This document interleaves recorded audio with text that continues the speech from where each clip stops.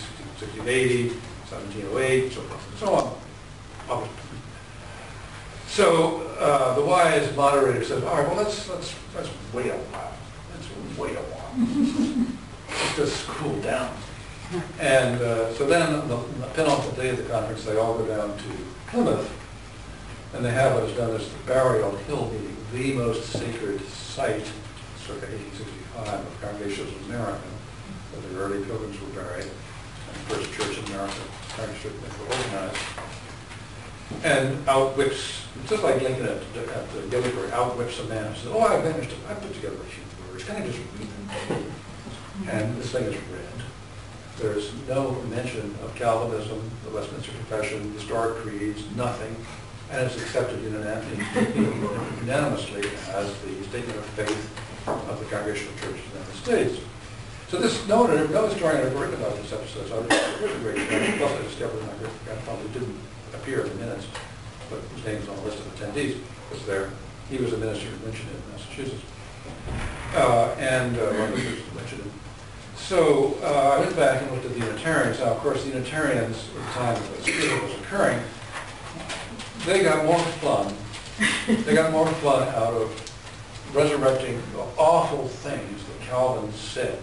Do you know that Calvin said? And calling it horrible. There's a name that has predestination, which is the horrible decree. And they just revel in this stuff, and the cruelties, the arbitrariness, the despotism, the ghastliness of Calvinism.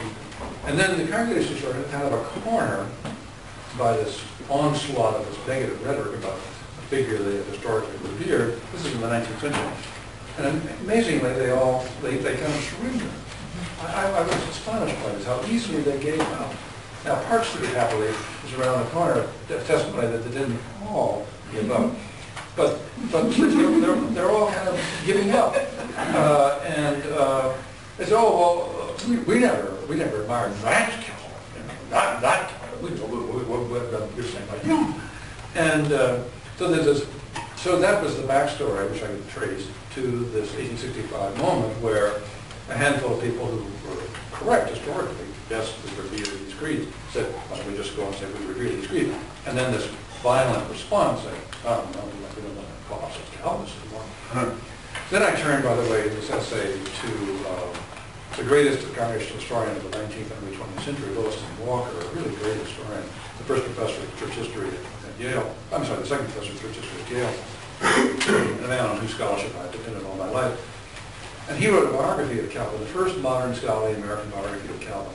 So, and I've never read this book. In fact, I can't find anybody else who ever has read this book. But it's a fantastic book.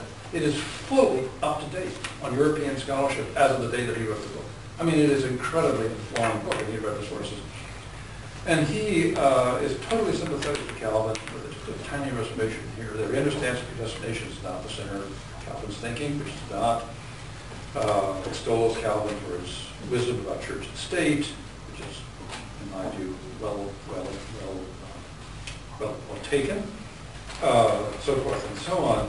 So despite the fact that the congregation seemed to be repudiating their past, or at least some of them, here was Walker himself, technically a liberal, who nonetheless could historically present a very, very powerful and very, very sympathetic figure of Calvin. So that was a kind of backstory to the thing. But coming back to my own essay then, the question was, here you have, in everybody's minds, I'll just say 99% of people's minds when they read this book, Calvinism is awful.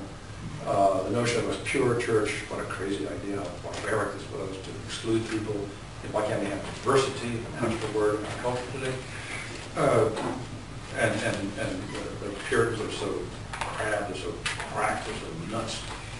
They couldn't understand diversity. Well, that's to really read the present into the past. So to read Shepherd and to read the parable of the 10 virgins, that's a terrific text. Terrific text. It's very, very long, unfortunately.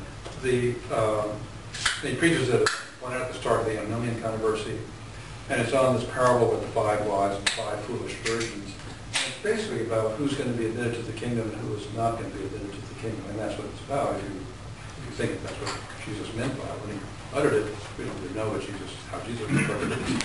But Shepherd says, no, this is not about today. It's not about right now. He says, we know there are going to be hypocrites. We know that there are people who are struggling.